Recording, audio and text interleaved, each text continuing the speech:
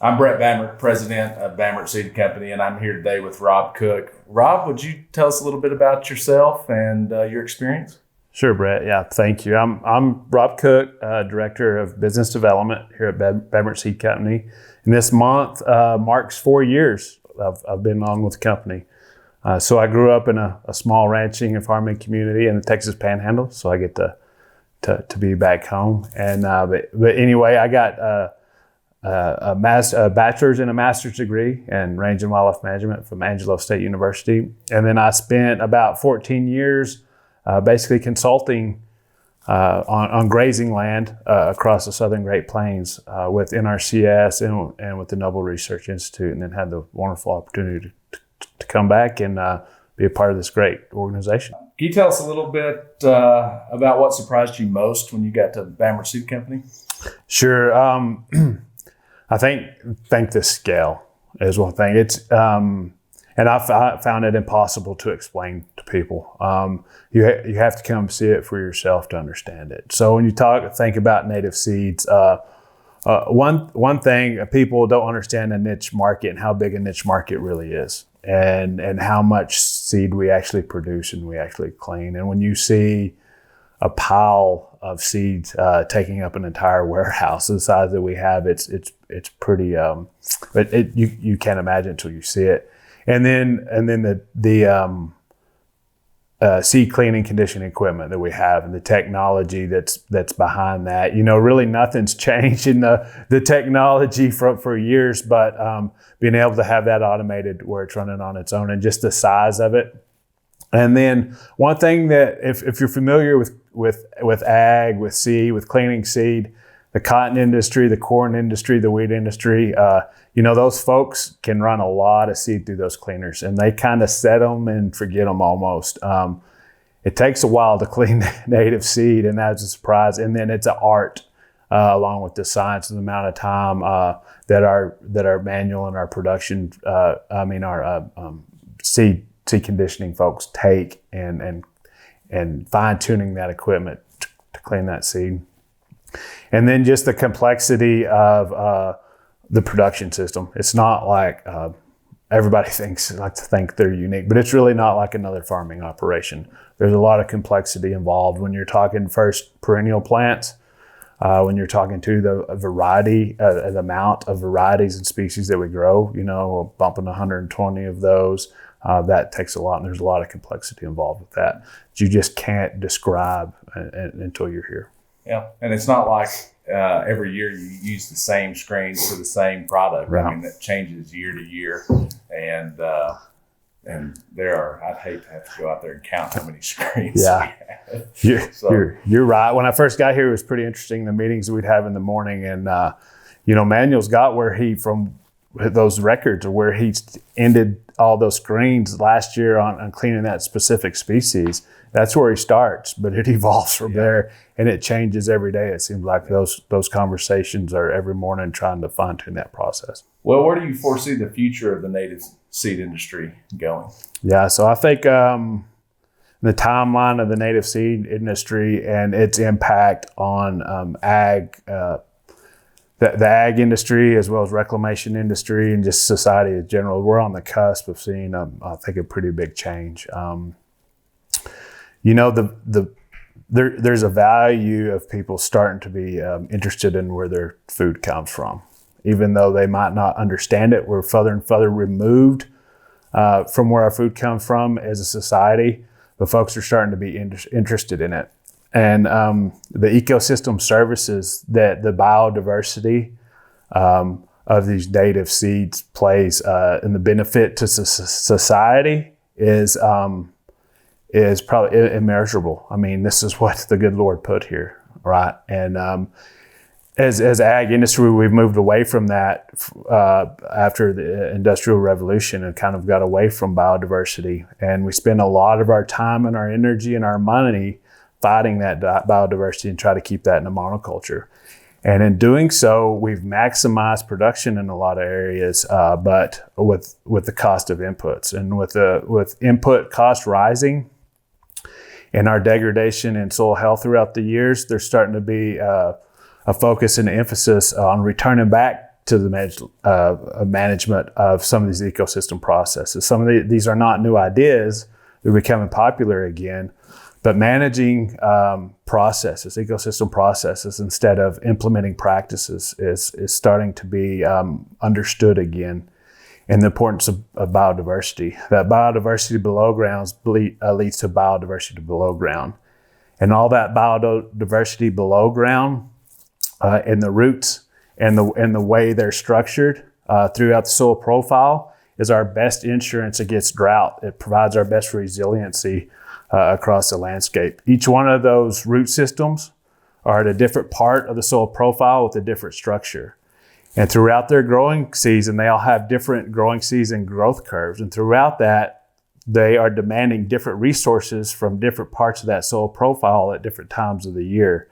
Within a monoculture, whether it's a grassland or a cropping system, all those resources are in demand at the same time, at the same part of the soil profile.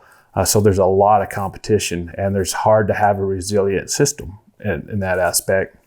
Especially in the high plains over the Ogallala Aquifer, water is going to continue to be a larger and larger issue. The things that a biodiverse native system, that being part of whatever production system you're in, whether it's cattle, whether it's wildlife, whether it's cropping, whether it is reclamation on a pipeline or construction project, that diversity below ground adds soil structure. It revitalizes the soil structure that has typically been there in our native systems. That soil structure allows for increased water holding capacity and increased water infiltration. So the rainfall that falls on our landscape is effective, becomes more effective. We have less runoff. It goes into the system, right? And so our hydrologic system functions better, our energy system functions better, and our nutrient system functions better. You know, I've always kind of wondered throughout my career, working a lot in some introduced grass systems, how we can produce 8,000 pounds of forage production on an introduced system, but it takes inputs. It takes fertilizers, it takes weed spray. A native system can do the exact same amount of forage production, but without those inputs. And why is that? It's because those systems are all functioning properly if they're properly managed and healthy. And so that's where a lot of the push for soil health that you hear nowadays, cover cropping, these different things, they're mimicking a healthy, diverse, biodiverse native range system because all those systems are functioning properly. So, you know, I see that native grasses in the future will play a role in all of our cropping systems. I'm not saying that we don't need to have monocultures of crops, because I like to eat for one, and I like to wear clothes, and everybody else is pretty proud that I wear clothes too. But that's, you know, we're not saying that we're going to get away from those, but we're going to continue to see more and more of the biodiversity and the natives start coming into these systems to provide for the management of these ecosystem services that farmers and ranchers have provided, you know, for centuries to society, you know. And that's another thing. For the last 200 years, they've been compensated for one of those ecosystem services, and that's food and fiber. But they provide so much more, you know, clean air, clean water, open space, biodiversity.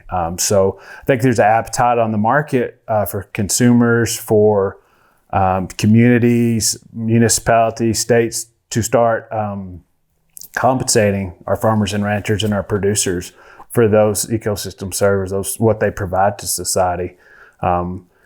Carbon's a pretty hot topic. You know, to me, it doesn't make a difference what side of the coin our customers set on the climate change issue. It really doesn't make a difference, because the bottom line, there's opportunity there. And so that's what we really want to do, is make sure that we allow whether it's in the ag industry, reclamation industry, that our customers are positioned in a way to take advantage of some of those opportunities that are going to be coming down the pipe there.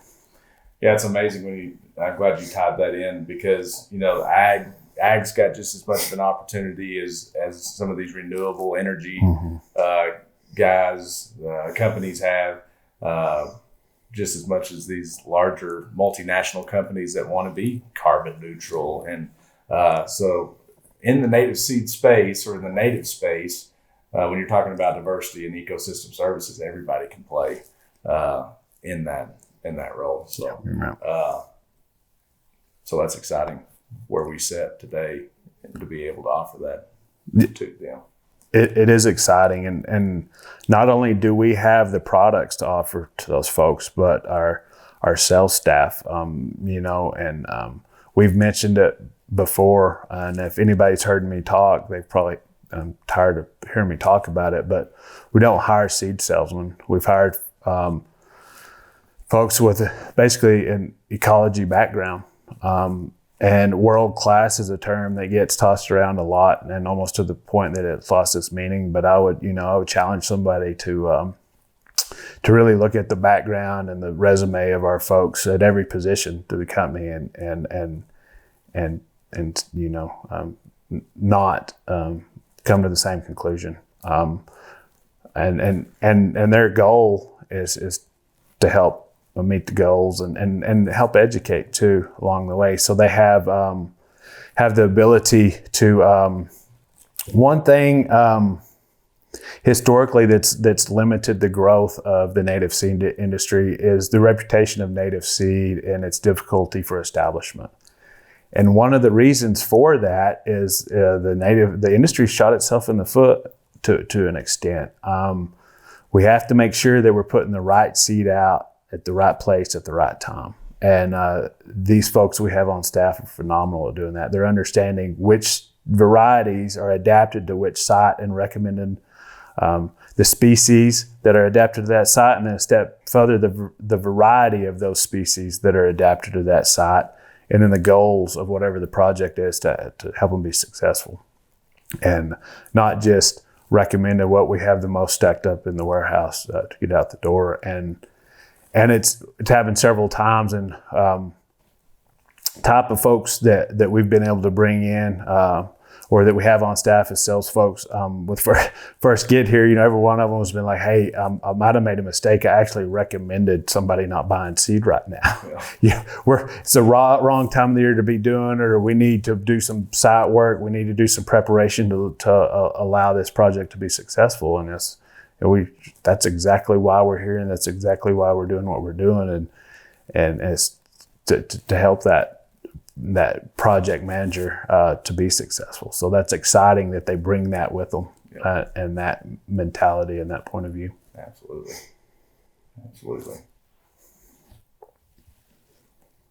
I think you talked a lot about the benefits of native seeds. Would you like to expand on that some more? The benefit of native seeds is if you choose them right, they're adapted to the site, right? And by what I say adapted to the site is before we decided we were pretty smart and knew how to manage everything, that system functioned without us, right? And so those plants that are there are adapted for all those systems to be functioning. And they help drive that process. So the benefits of native to me is just resiliency across the landscape, and taking out some of those highs and lows that exist in kind of modern agriculture, and be able to do that without the cost of inputs. Especially where we live and where we have our friends and our family live, and water's a huge issue. And the reason that I'm excited about natives is because they make our rainfall effective. More of the rainfall that falls on our land goes into the soil and is used for growing grasses for forage for cattle production, wildlife habitat, pollinators. Pollinators is a big thing that sometimes is a buzzword, and sometimes buzzwords you overlook, but pollinators are vital to our food production. So all that biodiversity allows for all those systems to function properly, and where we live, ag being kind of the backbone of what we've built our society, like we're going to have to change some of our production, and include and embrace biodiversity and managing these ecosystems to make sure that our small towns and communities are vibrant and continue on, so we can continue to grow our families, and my kids can raise a family in this, these places that we hold so dear. Pretty big impact. It is. For sure. What role do you think Bamert Seed Company plays in the future? Yeah, so I think we've done a phenomenal job of not trying to be everything to everybody, right? But what we have done a good job of is making sure we provide to the market what it needs. We talk a lot about right now about ecotype specific seeds that are selected and harvested to be used to plant it back into specific ecotypes because they're adapted to those. And I think there's a lot of value in that. And we do see that if we plant the wrong variety in the wrong spot, it's not going to flourish. If it comes up, it might not persist. So having those ecotypes specific seeds, having the crew we have, Jeff and the production crew and Manuel and the conditioning crew to be able to produce them, get all those clean, and then be able to sell them in the right spot. I think we fit that role very well. We also still understand the importance. We still can look back and see the impact that the varieties, that USDA plant material center release varieties have played in reclamation and ag and where we are today, and understanding where those varieties are adapted and the wide areas of adaptation they have, and able to capitalize on that and use those, because there's a long history of success using those as long as they're used correctly. There's a lot of different thought processes on genetics right now, and we're going through a lot of the science to see whose thought processes are correct on that. So we have folks that want the genetics, very refined genetics that came from that area to be harvested from that area and planted back on that area. And we can help do that to an extent. Then we have other folks that want the genetic pool within that release within that variety to be large and varied. And we can help with that to that extent too.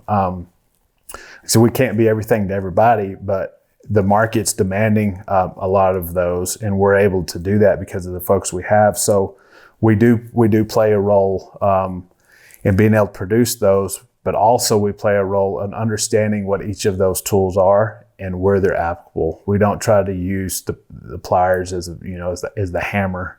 We want to make sure we're using the right tool in the right spot, and we're able and positioned as a company to be able to utilize all those tools in the toolbox to help folks be successful. As we're wrapping up this interview, Rob, one last question I'd like to ask you is, what do you enjoy most about what you do every day? I really go home every day feeling like I've made an impact.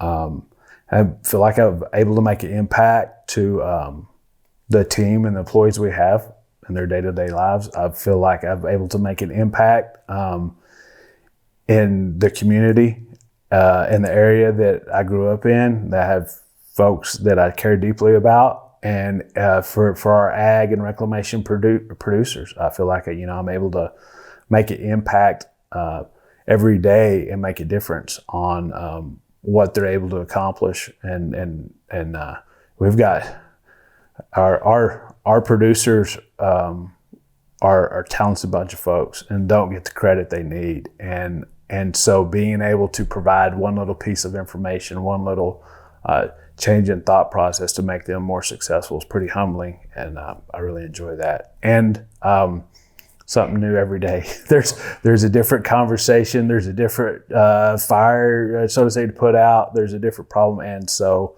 I really enjoy that aspect of it also. Awesome. And what's the most common question you get when you tell people you're in the native seed business? Yeah, it's kind of people don't understand what a native plant is. So you corn, or you so Bermuda grass. No, the native plants that you see in a field that has never been plowed, and then they're like, well, what do people use those for? And so you're able to have that discussion, and that's where we're, you can tell we're removed as a society from where our food comes from, and but I get to be a part of that reinvigoration of that knowledge, bringing that back to society. So that's exciting. That's cool. I always get asked, so you're in the grass seed business. So I have a lawn. No. I don't do lawns. Yeah. So, yes. well, Rob, we appreciate your time today. Thank you. Thanks for coming. Appreciate you.